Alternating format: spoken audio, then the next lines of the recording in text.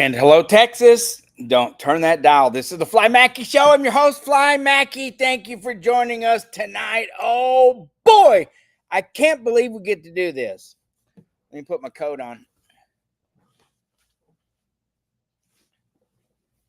Hello, Corpus Christi, Houston, College Station, Beaumont, Texas, Lake Charles, Louisiana, and welcome our newest channel, Channel 29, Tallahassee, Florida. So grateful to have you in our family. I'm Fly Mackey. I'm the CEO and founder of Smart Money Culture Television.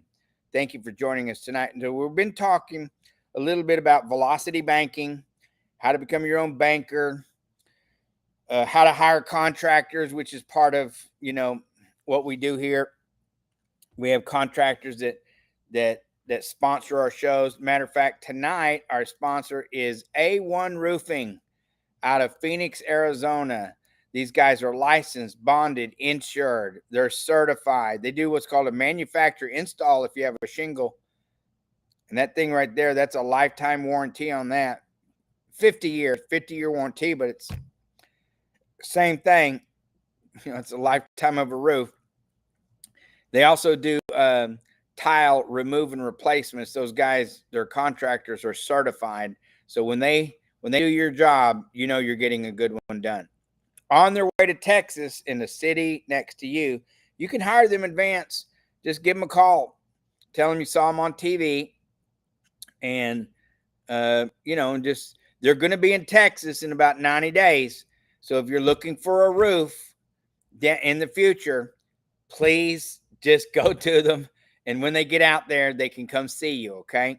All right. Are we having fun yet?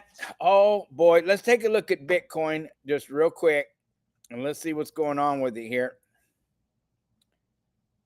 Bada bing, bada bing, bada bang, bang. Look at this right here. So my theories were correct. And here we go. But here, let's take a look here. Right now, we're trading at $61,000, which is pretty cool to see what's going on with Bitcoin right now. And you're looking at $61,728.22. That's a $4,000 drop since yesterday, but that's pretty cool. It's a good move. Today it's got about a 1.5 point move, about $900, give or take. So it's been a good move today. Let's see here. The high of today was 61,864. The low was 60,726. So that's quite a move. Yeah, that's quite a move. Today it's look at that, right? So it moved out of this. Remember, it was going, this was the trajectory. And if it goes, we're looking at a new high of $80,000 around the 11th of November or so. But in this case, it looked like it's not going to make it, and then we're going down again. So let's see what happens. I mean, you never can tell here. It's pretty exciting to watch. This is on a day volume right here.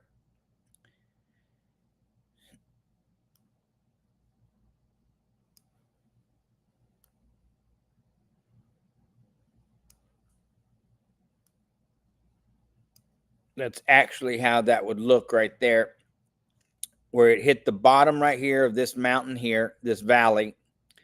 It hit the bottom of this valley here, even though that turned out to be a positive day. It's a green candle. It almost hit the bottom of these two right here on the 5th and the 6th.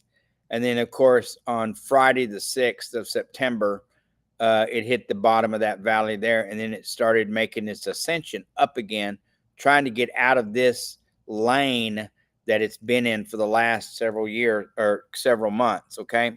But you can see ever since it hit its all-time high of around 73,500 or so, it's been on its way down ever since. And of course, it's trying to make its way out of it. It's trying to make its way out. But we'll see what's going to happen here. I mean, it's a pretty even lane here.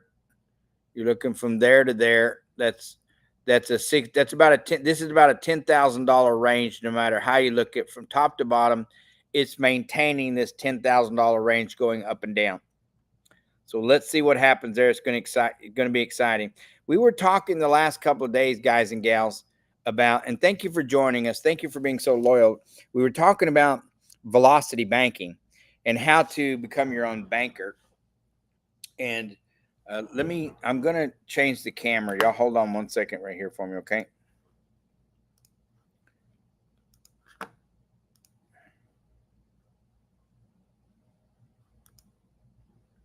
Man, look at that face.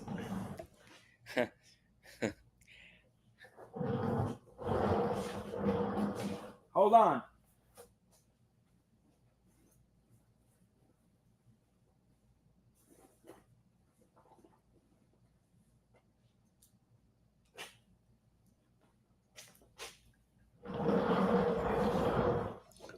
Let's see which glasses. Now, I've been working on the cameras.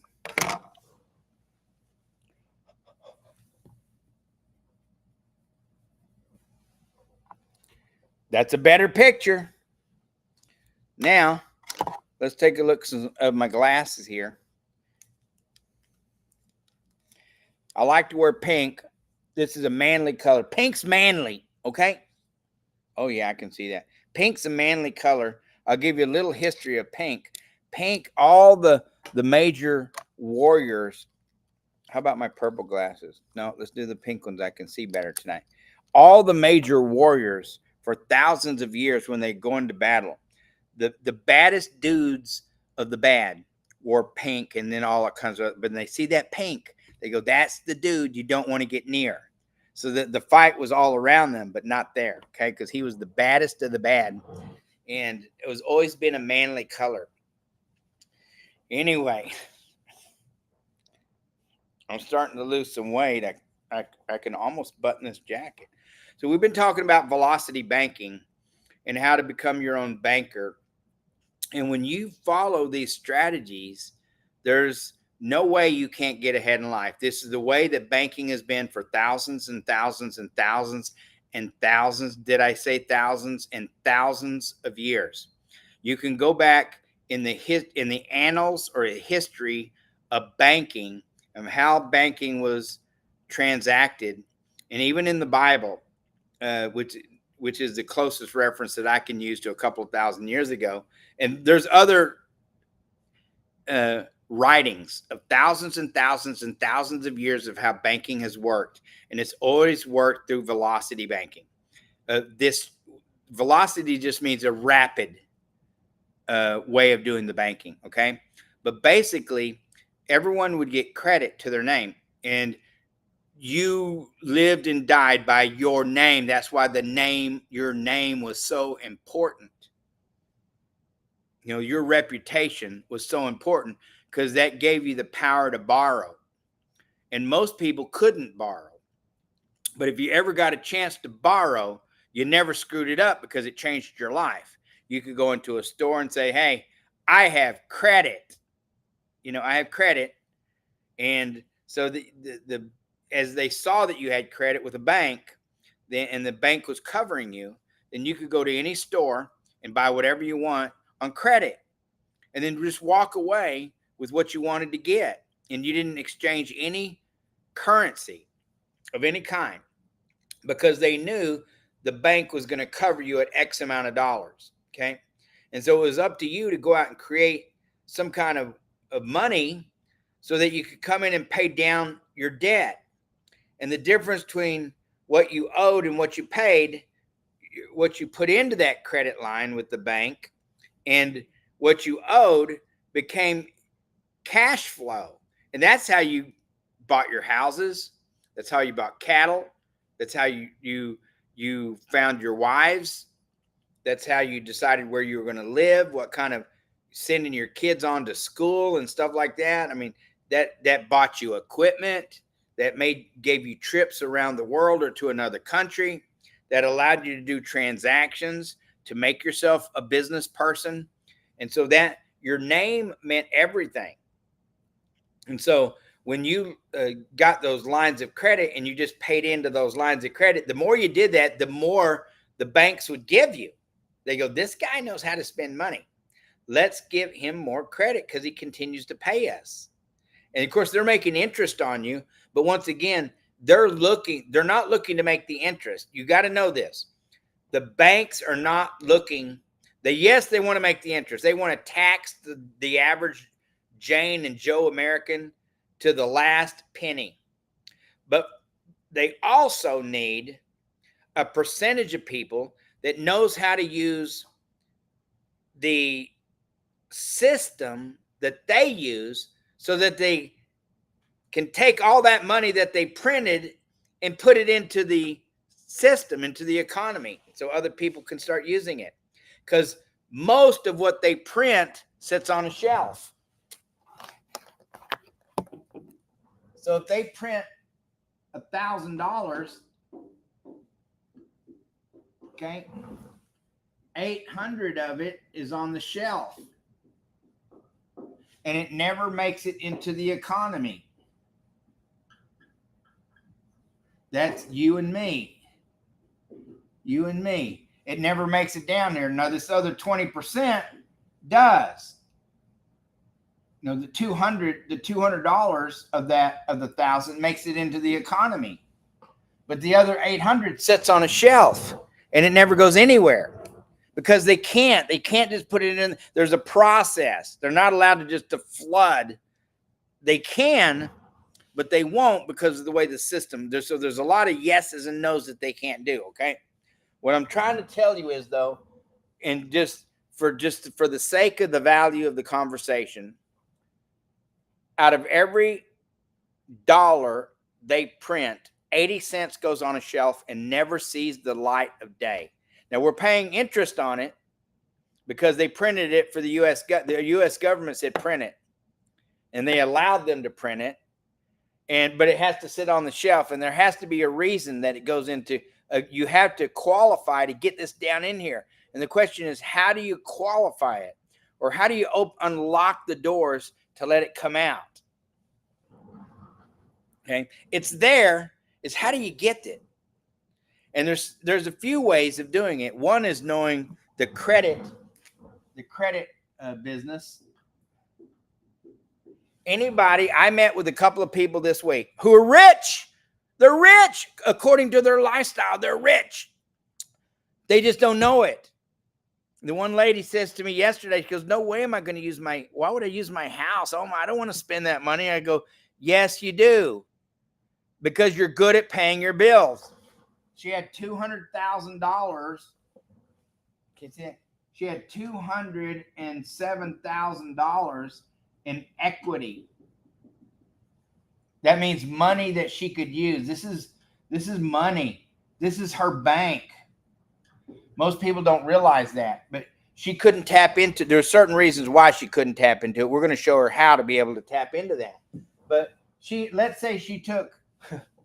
Watch this. Watch this. Let's say she took 80,000 of that. She has an income of 80K. That's her income. She makes 54 of that after taxes. Okay. Take home, she makes 56,000 of the 80. So they tax her $14,000, right? If she was to take her whole pay and put it into this line of credit, and let's say she spends $50,000 getting a roof and something else, okay? So she spends $50,000 here, okay? That brings that down to $30,000. Every month when she gets paid her $5,400, if she was to put her $5,400 into this account, that brings that to $35,400 right off the bat, month one. And then she eliminates her bills. She takes her bills out of there, which is $4,200. That leaves her a balance of $31,200. It gives her $1,200 in cash flow. $1,200 in cash flow. She does that every month. In a year, she has over 12,000, almost 15,000, 12,000. What's 12,000? 1,200 times 12.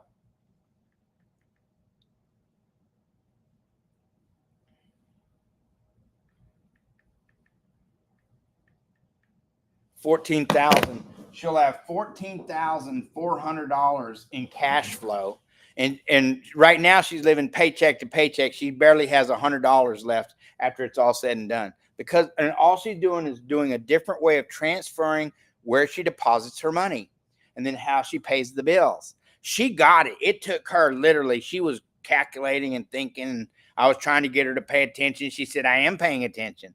I know how to do two things at once. I'm multitasking. And I knew she was calculating. And she had this figured out. It took her like 30 minutes. It took me 2 years. It took her 30 minutes. It took me 2 years. It took her 30 minutes. Her mind works different than mine does. And it's quicker. She caught on right away, and they're going to move over to this strategy. But what I'm trying to say is that people don't realize how much money they have. This is the old-fashioned banking that's been going on for thousands and thousands and thousands of years. But now we're in a way where the local grocer is not going to give you a credit line. Now, some places do. Some places do. They'll give you credit if they know you. Like the local grocery down in the ghetto. I know a place right up the street. It's the Vadio. It's not the ghetto. It's half ghetto, half Vadio. But I know that guy. He's been there 40-something, 50-something years. And at COVID, he said, they tried to kill my business. And he goes, they told me I couldn't allow people in here. And I told them to go screw themselves. And I'm letting the local people buy from me because they've been loyal to me for all these years. And they were coming in. They never shut this guy down. They tried. But, you know, the popos, they're a little nervous of going into the ghettos and the Vadios and telling those guys and gals what to do. And they're just as good at people as anybody.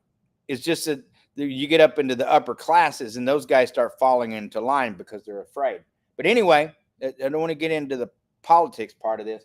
But here, in 1 year, she's going to have 14. Now, if she can pay off her credit cards, which total, because they have about 18,000. Listen, these guys are rich. They don't even know. When I say rich, listen, rich to one person is relevantly, it's different to another person. It's all perception of what you become, what you call wealthy, okay? But look at this right here. You have, when they eliminate their credit card debt, which is about, she has 4,000 and about 10,000 of their $18,000, 6 of it and 4 of it, about $10,000 credit card. Now they got little cards like $2,000 limit cards and $1,500. They got bunches of them. Now, I'm going to teach them how to get the business credit because they make plenty of money. All they had when they follow these strategies and we start applying for business credit, they're going to get $50,000 to $300,000, somewhere in that range. I know that's a wide range, but if you got yourself an extra $50,000 and 0% business credit to do whatever you want with, it'll change your life for the average person, especially when they start using these strategies right here. But when she eliminates her credit card debt, which is about $1,000 a month in payment, she's going to have $2,200 in cash flow once she eliminates that credit card. And we're going to show you how she's going to be able to do that shortly. That's another part of this. But that'll turn that $14,000 into $28,800. Their whole life is going to change in about a year. It's going to take about a year to do this. But next week's coming. Next month's coming. Next year's coming. Next decade is coming, with or without us. I'm teaching an 81-year-old man how to do this, Emmanuel. We're teaching Emmanuel how to do it. He's 81 years old. And we've got Trapper, who's 78 years old, who's doing this strategy. These guys are rich and don't even know it.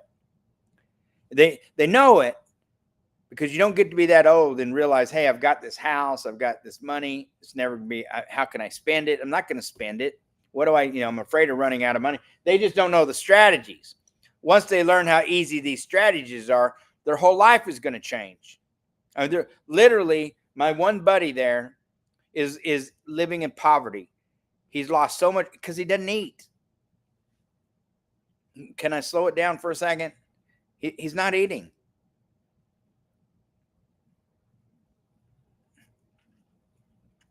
There's some good things to say about not eating, by the way. When you're fat like me. I can afford to lose a couple of meals. But anyway, just using this strategy here, in 1 year, they're going to turn their whole life around. Whole life. It's going to take about 6 months. It's going to take about 6 months to get into this credit line. And then once you get the credit, the average person gets somewhere between 50 and 300K in 0% business credit cards. Business credit cards. Okay? It's not that hard to get. So you do have to have some credit. So some of you guys go to smartmoneyculture.tv/credit, and there's a place for everyone in here, from the 400 credit scores all the way to the 850. There's a place for you in here. But what I'm if you don't have great credit, that's okay. We'll put you into our credit program. It's not credit repair. It's not credit repair. It's managing your credit profile, which most people never even look into their credit profile. They have no clue how. But we show you how to manage your credit profile. And once you learn how to manage your credit profile, things will change. Okay. Now we live in a world here, and I'll show you here. See this right here, guys and gals? This is our U.S. economy and our debt calculator. We're 35 trillion, 421 billion, $360 million in debt. And most of this is interest here. And I can tell you this, that all that money that we owe on, like 80% of the money that they printed, is sitting on the shelf. It has never been put into the circulation of the economy, but we're paying for it. So once you learn how to tap in, get access, there's money for everybody. It's learning how to get access to it. But once you learn how to get access to it, then your life will change, because they'll give this to anybody. Are you hearing me? Anybody can get it. So there's a few things you're going to want to do. One is, we teach this for free. I don't charge for this. There's no charge for this. Now you can hire us if you want, or you can just follow our strategies that I teach. Okay, that we teach here. A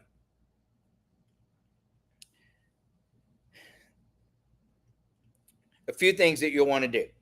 One is pay your bills on time. There's no excuse. You can't get around it. If you're living above your means, you got to stop. It's the way it works.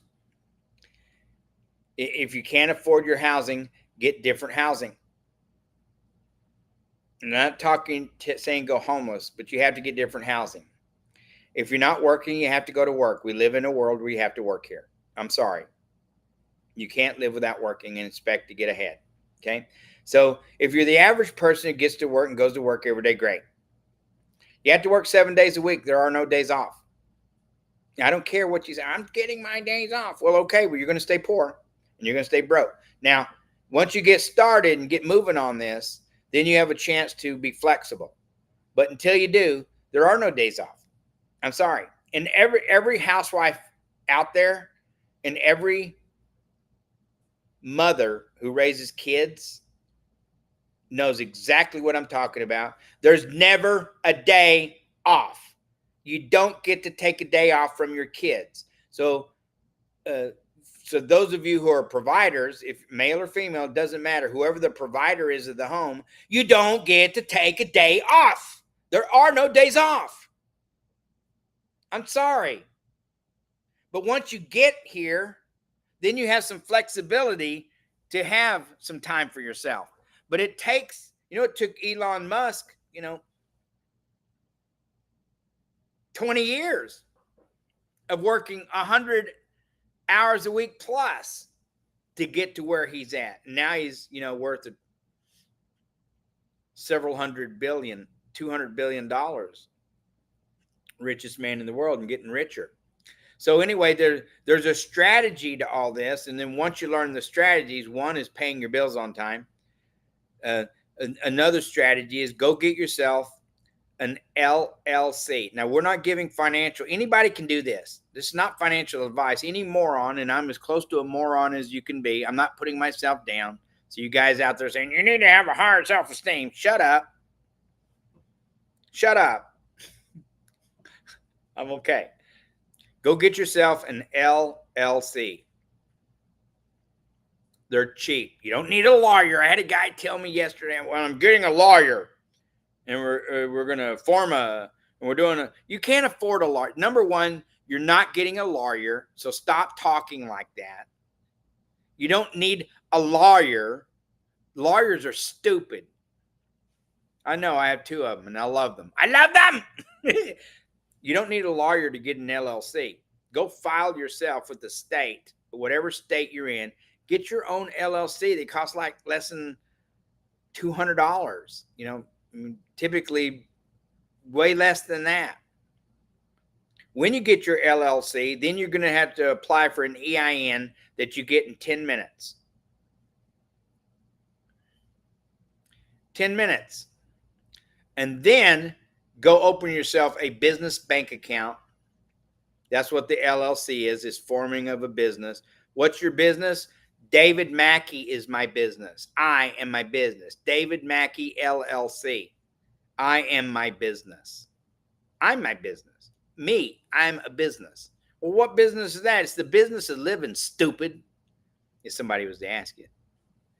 It's the business of living. You are your own business. I am my own business. Maybe I want to do a business selling pencils. So now David Mackey's LLC sells pencils. Okay, so where's my coffee at? Hold on.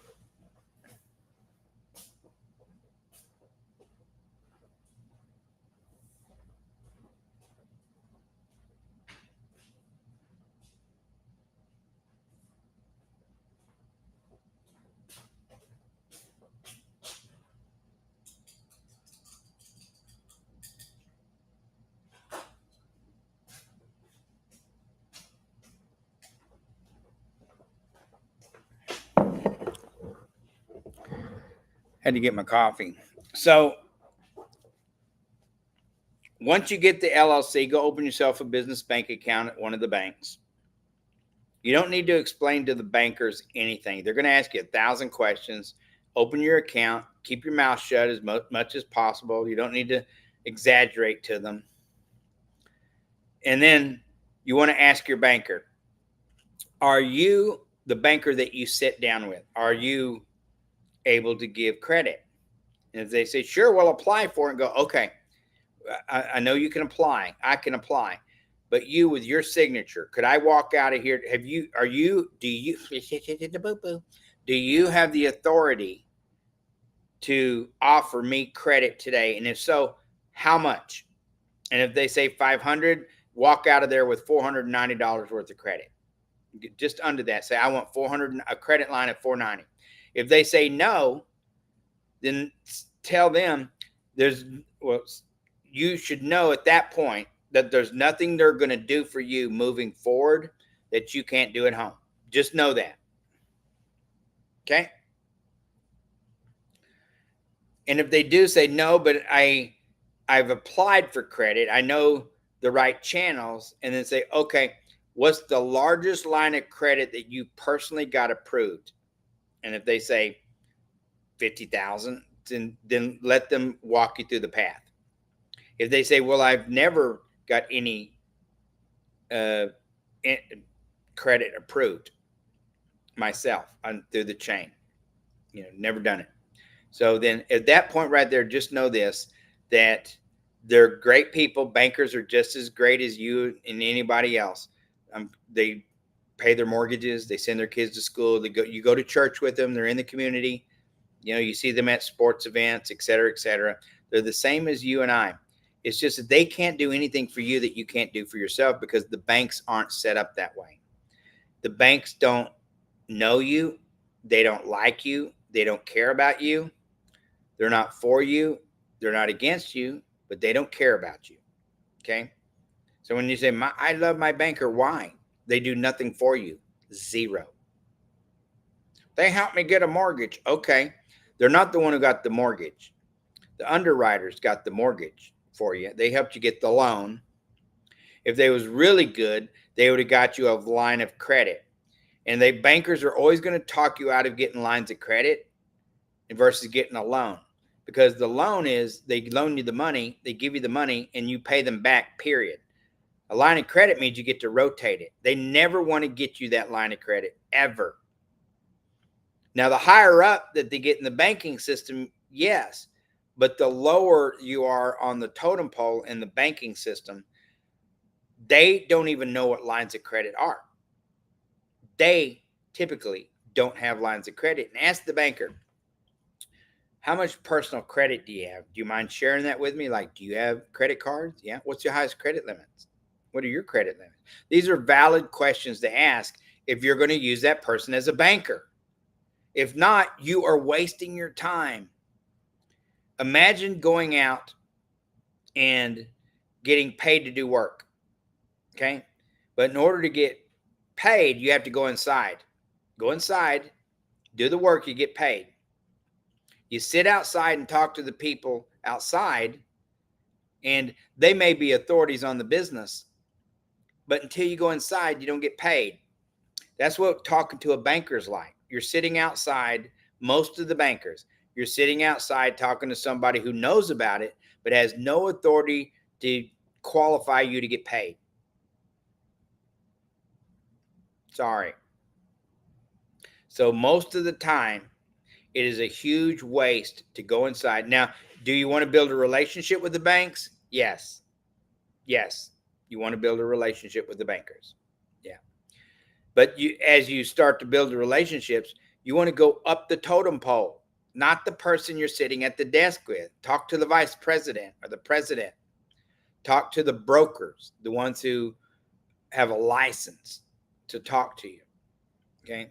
Never tell your bankers you're getting scammed doing business. My partners are scamming. You're done. The minute you do that, you're done. You screwed yourself. Never do anything nefarious. Like if you're going to do business, do upstanding business. Talk to them about that. Never talk about anything that you did that may have not been, don't hide your cash. Don't take cash and hide it and not report it.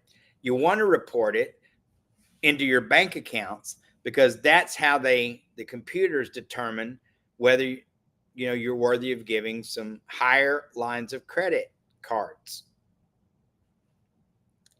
Anyway, there's a lot to learn here and there's a lot to do, and anybody can do it. Anybody. So once you get your LLC, once you get your business bank account, then at that point right there, you want to start working on your credit profile. That's by paying dollars to someone like Experian or something like that. You do Credit Karma too. Credit Karma is free. They give you your Vantage scores, which means it's a light credit score. Which means they don't actually go into the bureaus. They look on the outside and they go, based on what I can see on the outside, it's this, this, this, and this. Like, let's say it's 740, 741, 747. Okay. With Credit Karma, you're not paying for it, but they're just taking a look for you on the outside and going, this is what it looks like. And then you go to Experian and you pay for it, pay for the service. And they say your credit scores are 712. 713, 707. It's going to be not that dramatic all the time, but it is going to be different. Okay. So you want to pay for your credit. And when you get a credit report from like Chase, Bank of America, Wells Fargo, those are Vantage credit score, which means it's a soft credit pull. It's not the real credit score. Okay.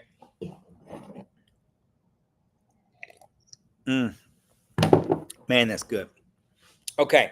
But once you have that in order and you start working on that, then you can start applying. Now your credit profile has to get cleaned up first. I've heard people say, my credit score is perfect. My credit is perfect. I have 800 credit. Okay. And then you go into their profile and they got 30 or 40 inquiries on there. And they've got several names on different addresses and they've got all kinds of different employers. And then they may have done something over here 7 or 8, 9, 10 years ago that wasn't good, but over the years they straightened it up. And then in time, their credit score got good, their incomes got higher, and then that's what happens. But when they go to apply for credit, they get these $1,500, $2,000, $4,000, $7,000 credit cards. They don't get the big ones like the $20,000, $30,000, and $50,000 credit cards because their credit profile is such a mess. And most people never look at it ever. And they wonder why they can't get the big credit cards. That's why they go out and get themselves 7, 8, 9, 10 credit cards that are $5,000, $6,000, $7,000 cards. It may add up to 50 to 100 grand, but once again, it's a whole bunch of cards. I would rather have one credit card, and this is one credit card where it has a $50,000 limit than not. So by the way, I got people watching all the time. Say, you got lots of credit. And go, well, it's not my money. It's someone else's money.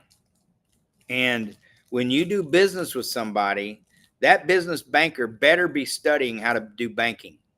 Because once you learn velocity banking, and infinite banking, when you become your own banker here, velocity banking and the infinite banking concept, you can loan money out, your money, and you don't have to worry about if they ever pay you back because you'll cover your own losses. If that happens, you'll recover. By the way, whether it's a loss or a profit, you'll recover all of it on your own just from this velocity banking strategy.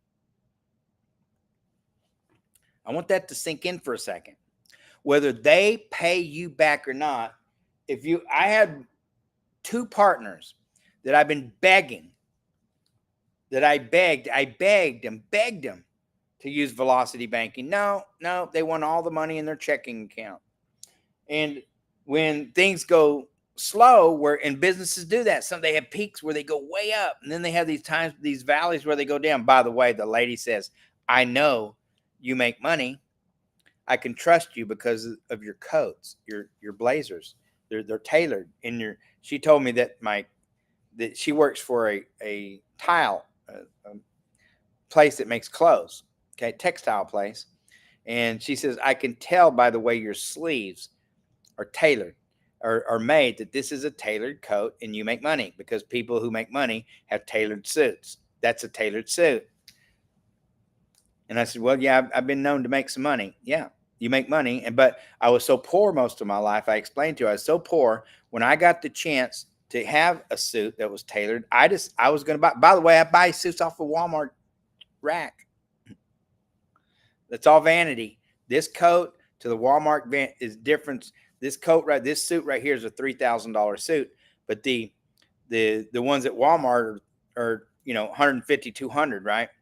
The only difference is vanity. Yeah, it's the ego. I'm sorry. Okay, are they made better? Yeah. Or do they fit good? Yeah. That's a benefit. Okay, but it's all vanity. So when I met Bill Gates, and I'm not a fan of Bill Gates at all, but I met him when I was a missionary, and they told me we were going to this function, and they said, listen, you're lucky to be here.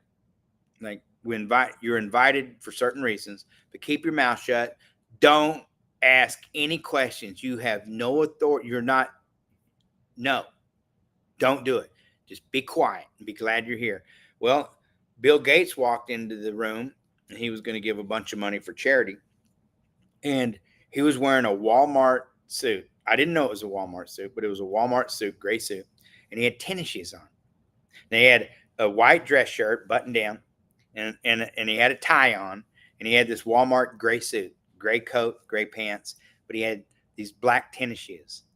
And I was like, wow, I'd never seen any person in a suit or in tennis shoes before. And I was in shock. I was like, wow, look at that. That looks so cool. And I had to ask, I said, Bill, I didn't call him Mr. Gates because I didn't know no better. I mean, I did know better. But at the time, I was like, Bill, why are you wearing tennis shoes? And he goes, well, and he started, and the guys I was with from the church, they looked at me like, you idiot. I told you not to talk. But at this point, he started talking to me. He says, well, I got this suit from Walmart. He said, I like this suit. I wear it all the time. He goes, but I want to be comfortable. So I wear the tennis shoes because I like tennis shoes. Tennis shoes are comfortable. I'm like, oh, wow, that's so cool. They were so mad at me. For the longest time, they were mad at me for opening my mouth. The next time I saw him, okay, I was a little higher up, and I was a nobody. But those other guys were gone, and then I was in their place. And when I was there, the next time I seen him, he was wearing a blazer. He was wearing a short sleeve shirt. It was still a nice shirt. It was short sleeves. It was still buttoned down, but it was short sleeve, and so it wasn't the long sleeve like he had before. He was wearing blue jeans and tennis shoes, and he goes, "Hey, I changed my style," and I love that. He came right up to me. I changed my style. Do you like it? I said, I love it. I love it. That's great. And I started dressing just like that. I've been dressing like that. I do like to wear suits, but if I get my chance, it's blue jeans, tennis shoes, a t-shirt, or a button-down shirt. Usually it's a button-down shirt with a blazer, just like I did last night. And there was a lot of trust there last night. A lot of trust when I came into the house. It was really, you work hard for that trust, and you don't want to break it, right? Okay. But as a banker, when you're loaning people money, you can't blame the people who don't pay you. This is why this velocity banking works so well. Because when you start learning the strategy, I may do another hour just to show you the velocity banking strategy here.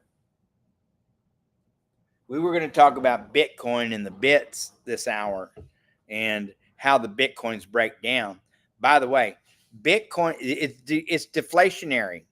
It's not inflationary. It's deflationary. Just take a look at this. There's a million bits in a Bitcoin, but there's a million bits in a Bitcoin. There's a 100 million Satoshi in a Bitcoin. So 100 Satoshi per bit. But when you break down a bit, it breaks down into a byte. And you get a 0.125 bytes in one bit. So it breaks down. So this is why a Bitcoin is all the money. Look at this right here. I'm going to put it back up there. One bit breaks down into 0.125 bytes. Then it breaks down into 0.0009765,625 kilobits. That equals 1 bit. And this is why Bitcoin is deflationary, because it breaks down. And you can live this more money. It's more currency.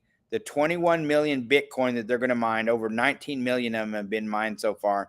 It's all the money that this world will ever need moving forward, ever. And they'll never have to print more dollars. Now, it's not going to replace the dollar. Listen, you got to understand something. That's not going to happen. Will the banking industry collapse? Yeah, it's supposed to. It's a mathematical equation. It was made to collapse. It was made to come to an end, not collapse. It was made to come to an end. That's why they're taxing us like they're taxing us all the way to the end of the formula. It's a formula. Bitcoin's a formula. 21 million Bitcoin gets to be mined on the internet, which means it's made or mined, just like you mine for gold. These things are mined on the internet, only 21 million. That's the end of the formula. And when you start using it, then there's lots of ways that it gets value. One is by usage, and then by holding it, and it gets more valuable. And it breaks down into bytes and kilobytes, all the way down to petabytes. It is insane what this can break down into. The wealth that it's going to create is going to be unbelievable. Now, it may take 100 years to get there, or even 200, but it took the stock market since 1792 to become what it is. And there's more people becoming millionaires and billionaires today than there were 300 years ago. I mean, we haven't even got close.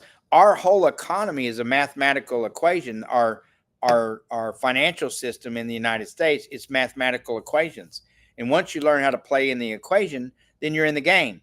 If you're not in the game, like if you don't have credit and if you don't have debt, you're not even playing in the game. And a lot of folks have debt, but they have no credit. So they're halfway in and they're getting taxed to death and for no reason. For no reason.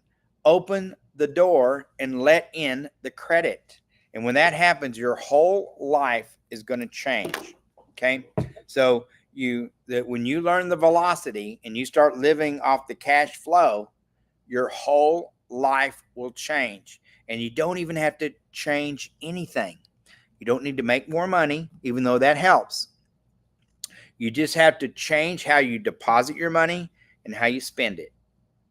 How the money's deposited and how the money's spent. We're saving one of our clients, one of our customers, $700,000 in interest payments. When you learn the velocity banking strategy, then you take your lines of credit, you pay off your debts, and then you pay yourself back. And all that interest that you were going to pay somebody else, you pay yourself now.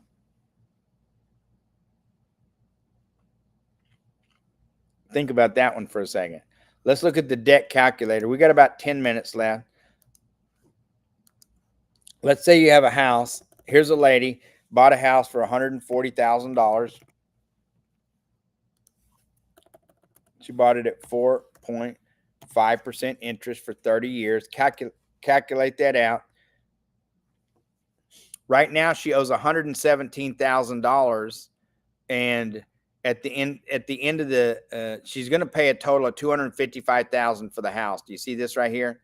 So this is what she's going to pay for the house. This is her basic mortgage, and she was pretty close on that last night. I think it's like $800 because she pays a little bit more, and which doesn't really help her. One extra payment a year knocks off 5 years, yes, but if she follows the velocity banking strategy, listen to me. I was telling her last night, when you follow the velocity banking strategy, you knock off that 5 years in 1 month. And then it starts going down from there, because what you do is you're going to borrow back out of that. So it starts going up and down and up and down. But what you do is it's a massive savings. We have I erased it.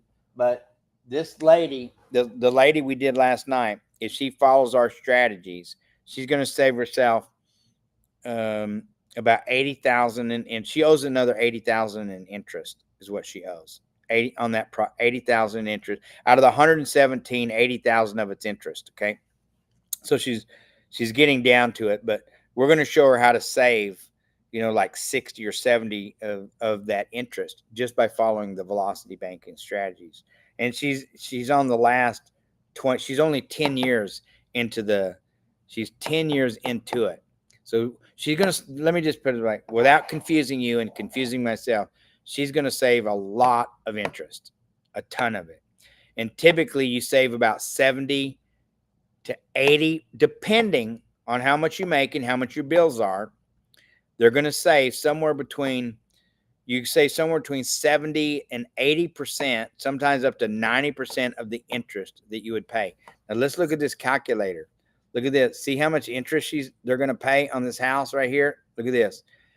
The house cost $140,000. So you're going to pay $115,000 in interest. See that?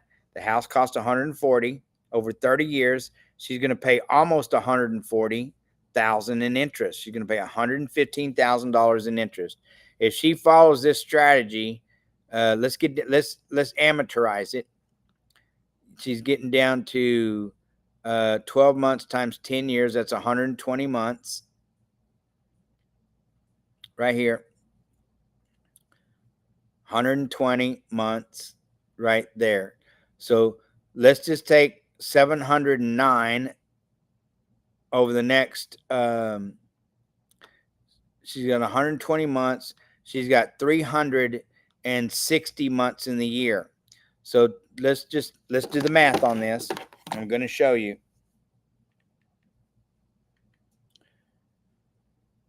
Over the next 10 years, which is going to be another 100, which is going to put her to 240, right? Let's go to 240 right here. 240 right here. $709. Okay. Her payments are pretty much the same every month.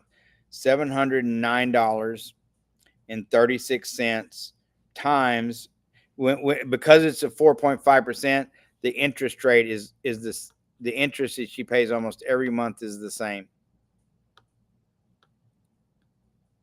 All the way down. It's the same.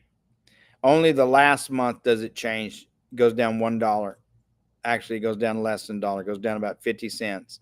So 709 times 120 months in the next 10 years, she's going to pay $85,000 in interest.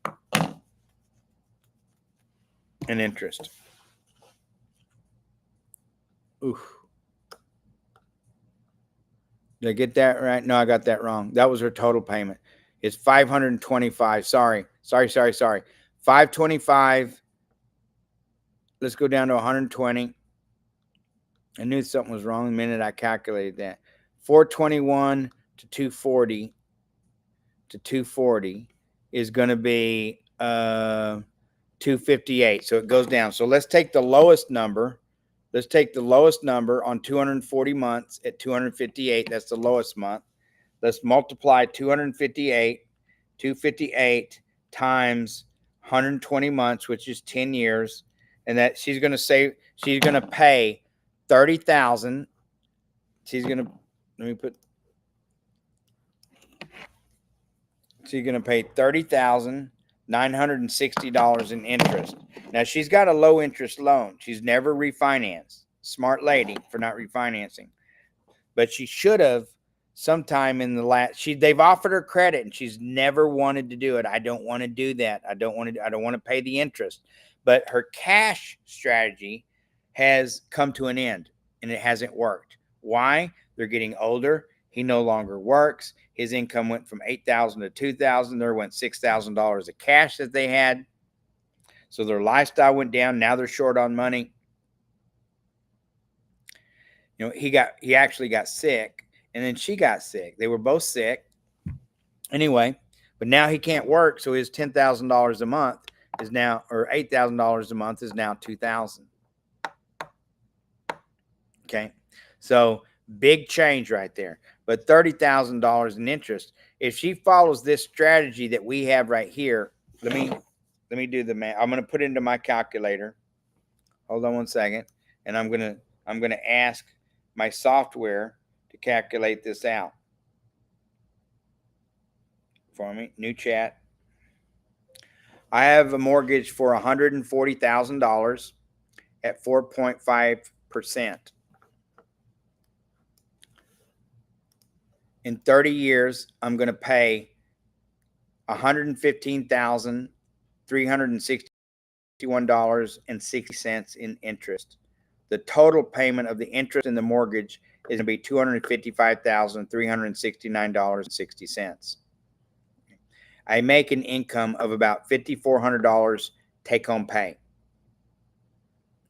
My bills, after my bills are going to be $3,200 a month. I'm going to get a line of credit and I'm going to pay off the remainder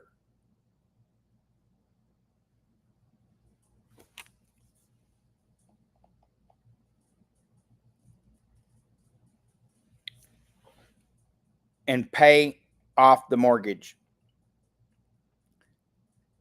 at 7% versus 4.5% doing it conventional. I'm going to take my $5,400 and I'm going to put it into that line of credit, which is zero now because I took the $140,000 and paid it off. So there's no money in the line of credit. So what I'm going to do is take my $5,400. I'm going to put it into that line of credit. I'm going to pull my $2,300 worth of bills out of that line of credit and pay the bills. And once again, the interest rate on the line of credit is 7%. How many months is it going to take me to pay off that $140,000 using my velocity banking strategy versus the other way of paying it 30 years at an average payment of $709.36, which totals $255,369.60. So what I'm asking you is how much of that $115,369.60 will I save? How much in interest? Do the calculation for me. That was a total cluster. Like the computer's going, this guy's an idiot. He didn't even lay it out and explain it well. And I do this all the time because the software that we use is getting better and better and better, and it's starting to learn. Did I confuse it? Maybe. It's still analyzing. It's going, what? What did this guy say?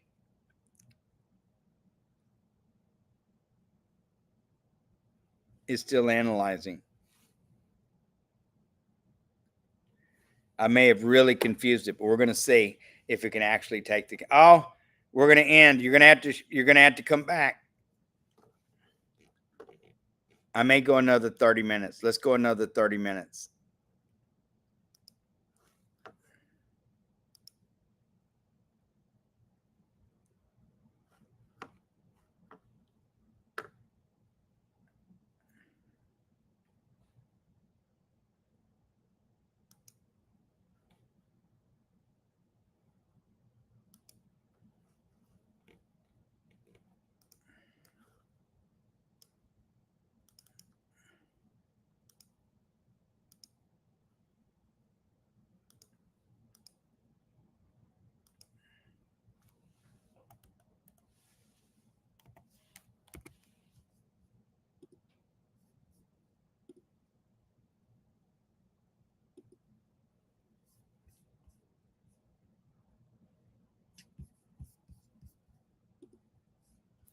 Okay.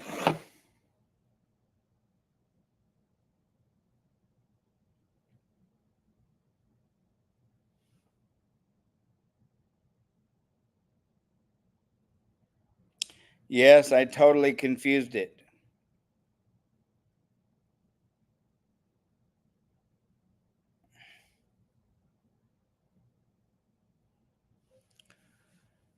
Okay, let's try it again. Are you ready?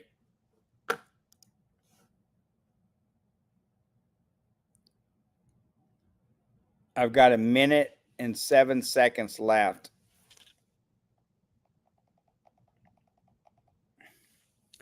I have a mortgage for $140,000 at 4.5% interest for 30 years.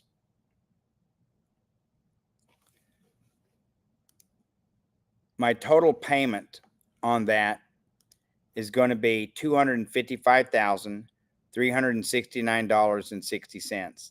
The monthly payment is $709.36. I'm going to pay $115,369.60. That's scenario number one. Scenario number two, I'm going to use my line of credit of $140,000 to pay off the mortgage. And now the mortgage is paid off. That debt is free and clear.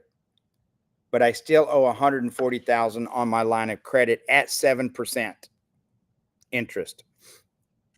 I'm going to put my $5,400 paycheck into that line of credit each month, and I'm going to borrow back my $2,200 in bills. Excuse me.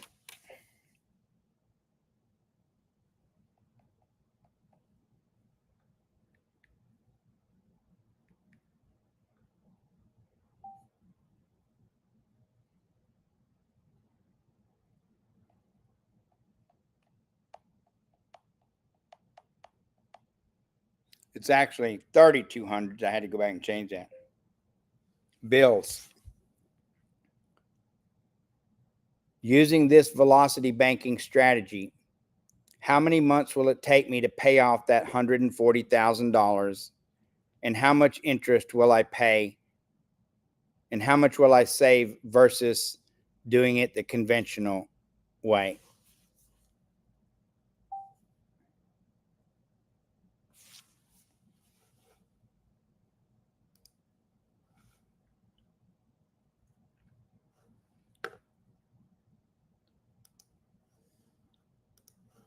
I put myself on for another 30 minutes. It's analyzing.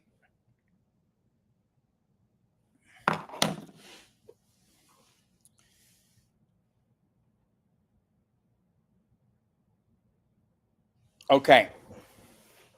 You guys ready? So, using my strategies here, my banking strategies.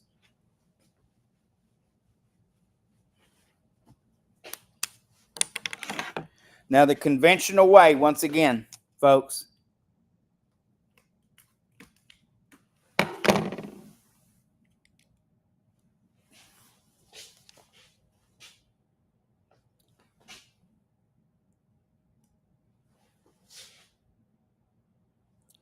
Does that look right?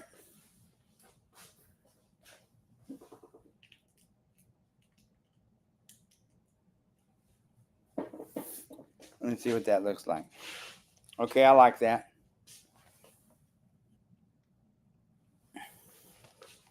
I like that. That's pretty close.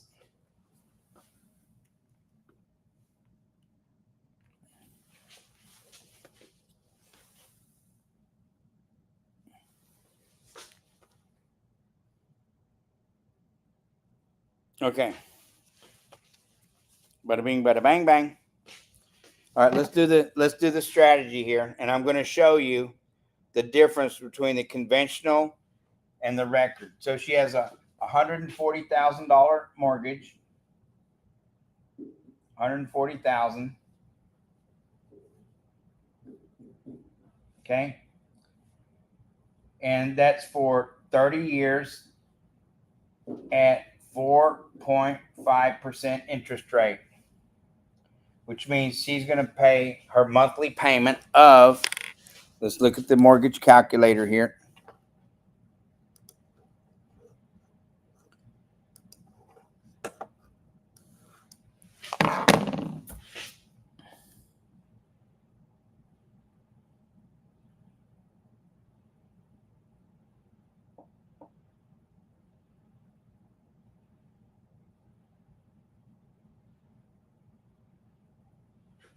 Let's look at the mortgage calculator. Okay. She's going to pay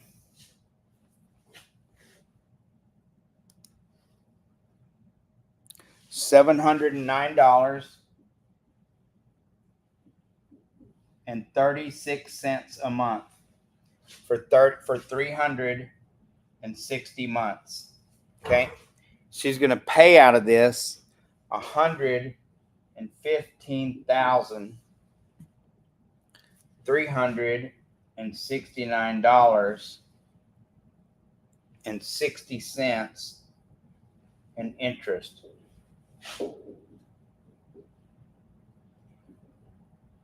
She's going to buy them almost an entire brand new house. Okay. All right.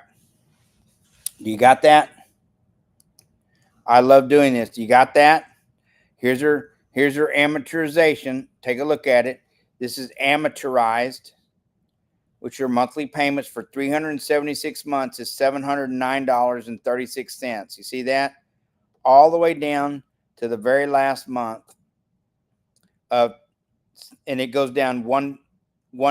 Actually, it goes down 7 cents. It goes down 40. It goes down 43 cents.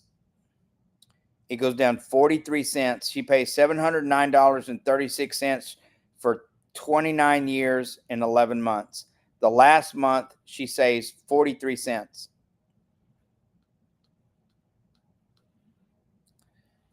$115,369.60 she's going to pay in interest. Okay. All right. Now watch this. Using our velocity banking strategy, this is all going to change.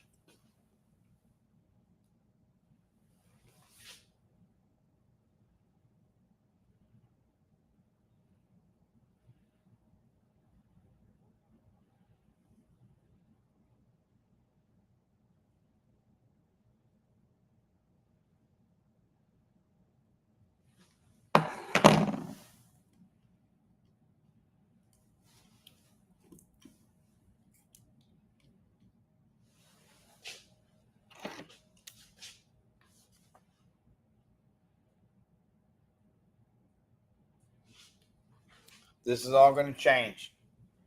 See this?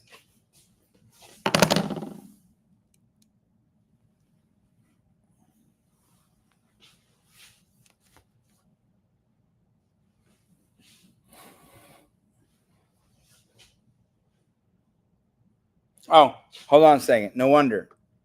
Dang it.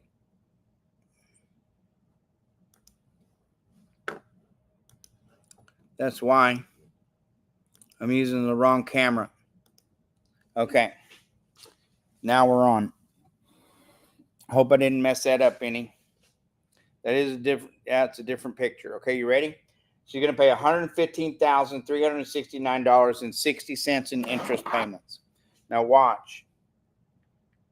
Using our velocity banking strategy, she's going to, instead of 360 months, she's going to pay it off in 80 months. She's going to take her line of credit, or her HELOC, or her business line of credit. That's a PLOC, personal line of credit, home equity line of credit, or bank line of credit. She's going to pay off the $140,000, which means now she owes herself instead of the mortgage company. Now, since she did this, she borrowed the $140,000 to pay that off. There's zero money in that line of credit. And all she's going to do is take her $5,400 that she makes every month, and it's going to go into the line of credit. She's going to borrow back the $2,200 of her bills. This is out. This goes out. So her pay goes in, her bills come out. And by doing this, that is a $3,200 difference. And this is her cash flow that she can borrow back and use anytime she wants. Now, using this strategy here, in 80 months,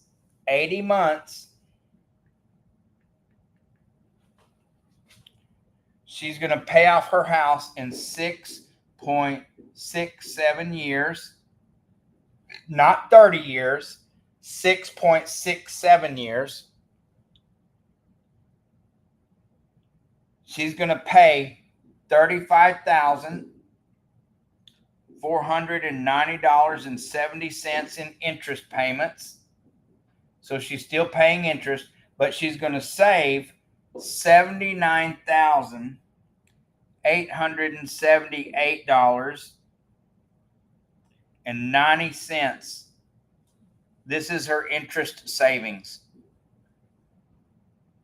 Interest. This is how much she's going to save in interest. Almost $80,000 in interest payments she's going to save using the velocity banking strategies versus her conventional strategy of paying the mortgage. She'll pay 30 years doing it this way.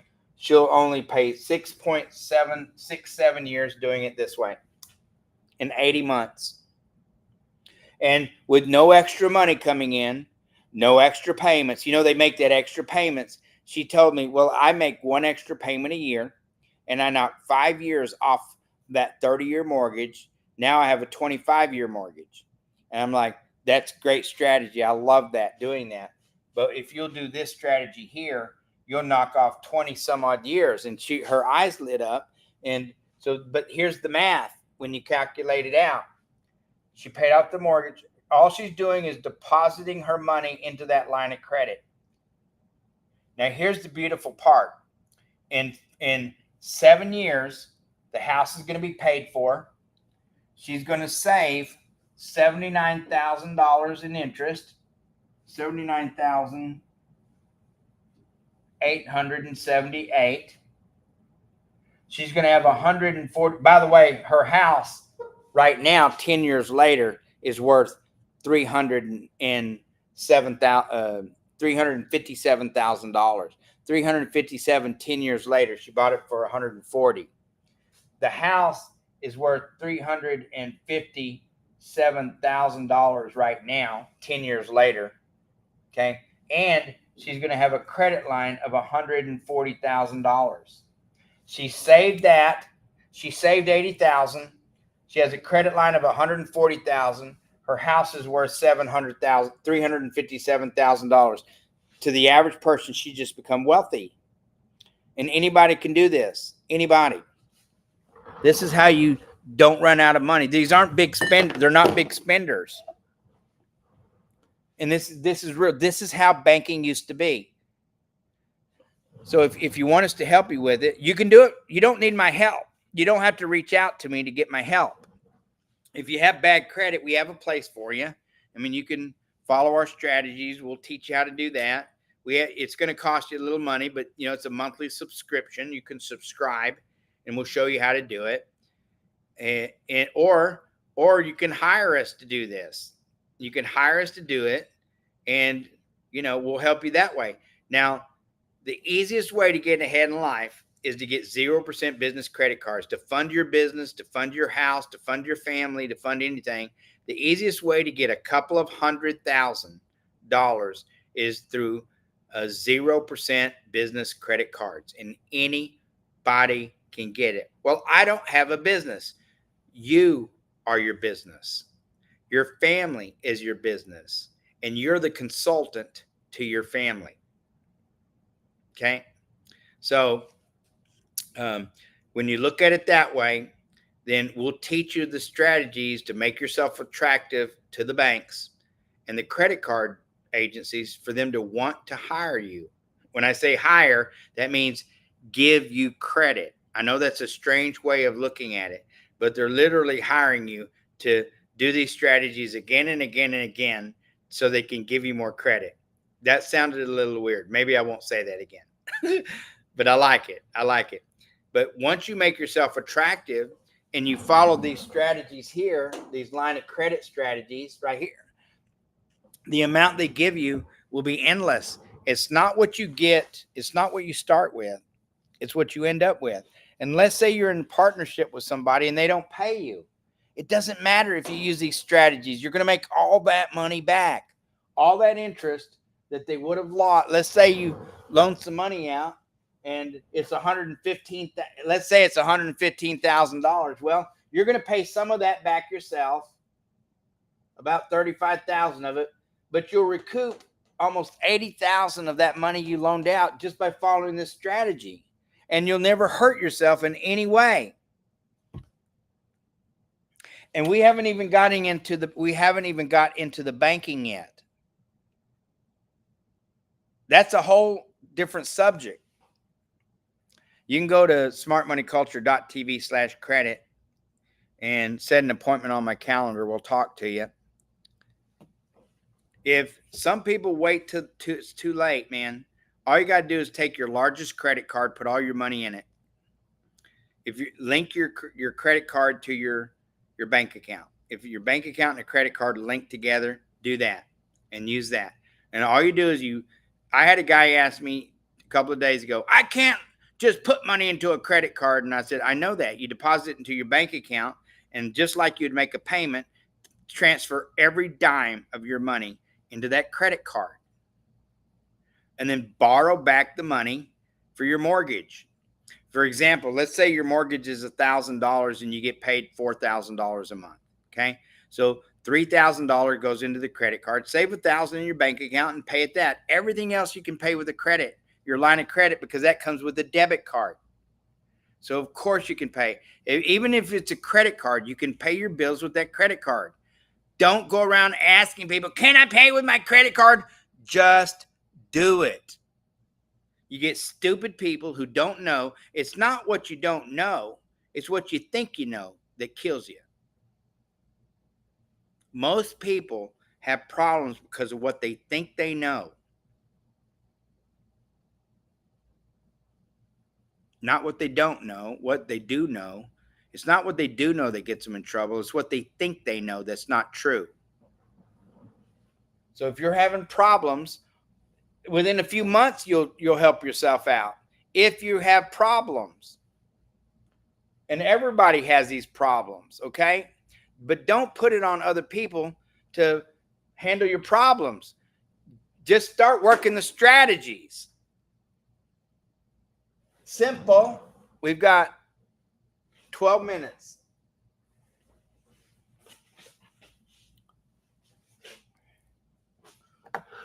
I have a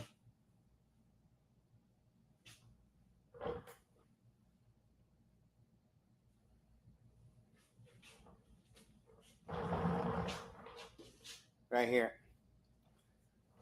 Watch this. $4,000 paycheck. Okay. Deposit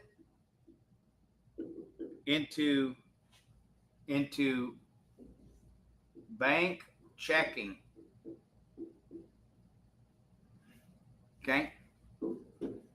Credit card. Let's forget the line of credit. Let's say you put the $4,000 in here. Take $3,000, put $3,000 into your line of credit. Take the $1,000, pay your mortgage. If you can, put it in your credit card, because that drops your your balance down and gives you more credit. You can still borrow back, but that's what velocity banking is.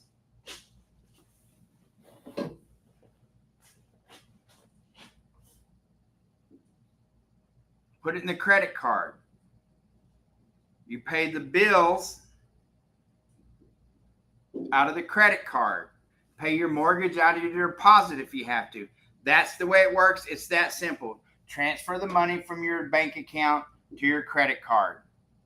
If your credit card is, let's say your credit card is $10,000 and you deposit $3,000 in it, automatically that brings that balance down to $7,000 in one whack.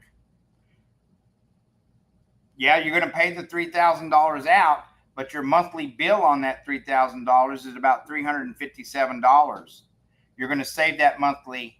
You're going to borrow. That's in, and this is out. Okay, that brings that back up to $10,000 again. But watch this. You normally had a $357 a month payment. That gets satisfied when you put the $3,000 in. So the amount of money that goes out, even though it's $3,000, you save the $357 because that was part of the $3,000, which means only $357. So $2,700, $2,600, and $43. 2, 4, 3, which means that brings that balance to 9,000. Which brings the balance to what? You get to save that. So only 2,200. No. Sorry. It's $2,643, which means you get $357 cash flow the very first month on the credit card. The next month, you're going to have double that. You're going to have 14, 11. You're going to have $714 in your line of credit on that credit card. It doesn't sound like much, but this is how you get yourself out of these situations that you're in. And when you learn how to get a little outside help somewhere, somehow, this is how it pays off in 1 year. in 1 year, you're going to have about $4,000 in your line of credit. And that's a cushion. And that starts you out. That may not sound like much. In 10 years, you're going to have $40,000. By then, you'll have sold your house. Your credit scores will go up. Your credit scores will go up. And, they'll give you some more money out of your house. Then you pay off all your bills, through your lines of credit. And then you pay your lines of credit back. This is how it works. And anybody can do this. Stop complaining if you're in that situation and just do it. Just do it. I got 7 minutes left. Let's look at some news on Twitter. I got some meetings tomorrow.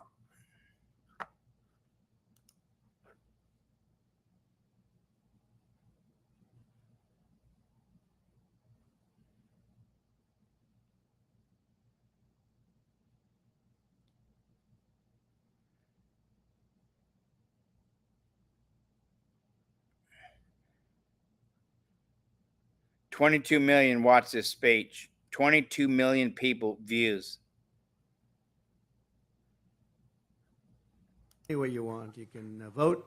You don't have to vote one way. You can vote another way, but just get out there and vote. A lot of people say vote by ballot, vote by this. You could also go. It doesn't matter.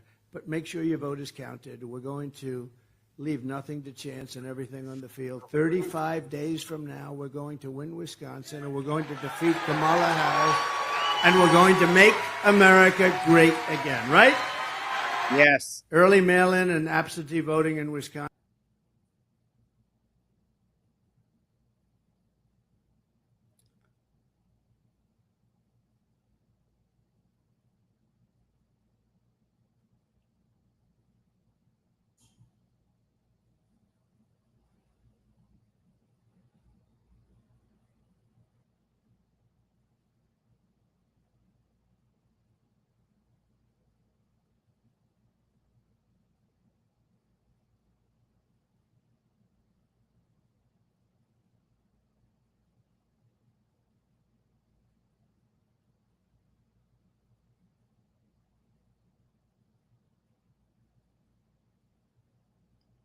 He was following her.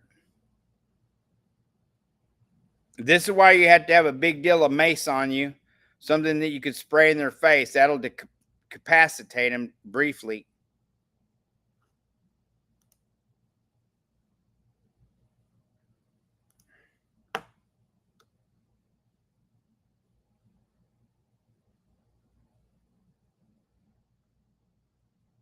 I don't know what that's about. Escaping a gang. Oh yeah, watch this. I've seen this before, but this look at this guy running. Look at him running.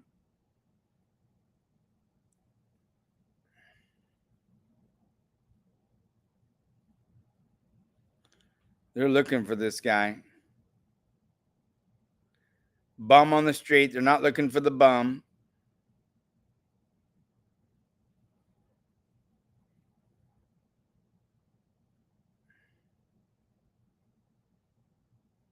Oh, they're looking for him.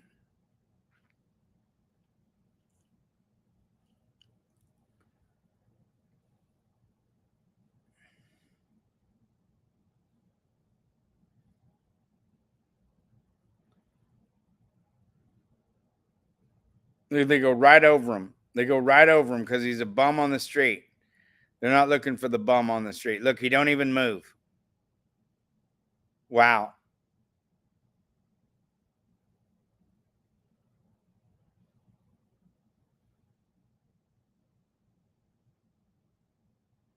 He's in. Go down there. Go down there. Look. Well, they want him bad.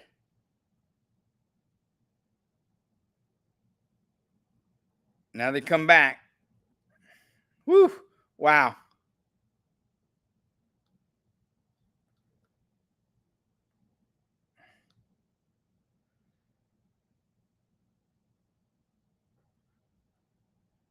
But Minnesota Public Radio and other media outlets are reporting that you actually didn't travel to Asia until August of that year.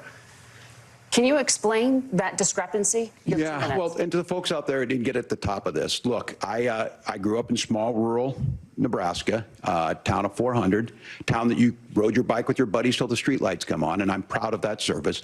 I joined the National Guard at 17, worked on family farms, and then I used the GI Bill to become a teacher, passionate about it, a young teacher. My first year out, I got the opportunity in the summer of '89 to travel to China.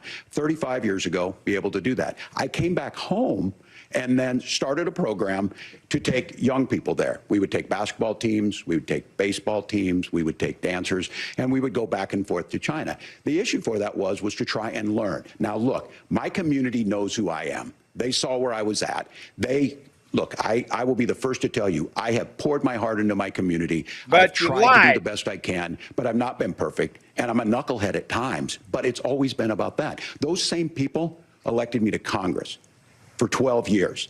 And in Congress, I was one of the most bipartisan people, working on things like farm bills that we got done, working on veterans benefits. And then the people of Minnesota were able to elect me to governor twice.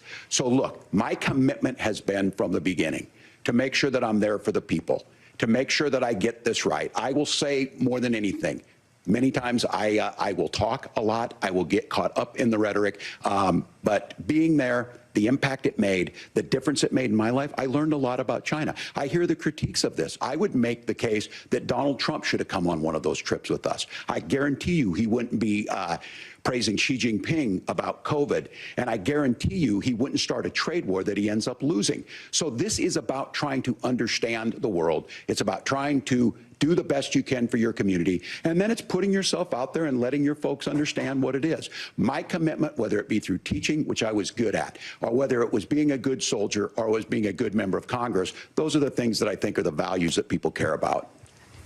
Governor, just to follow up on that, the question was, can you explain the discrepancy? All I said on this was I got there that summer and misspoke on this. So I will just, that's what I've said.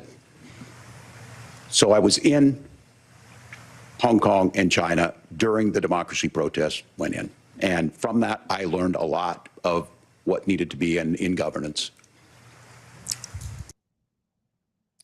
Wow.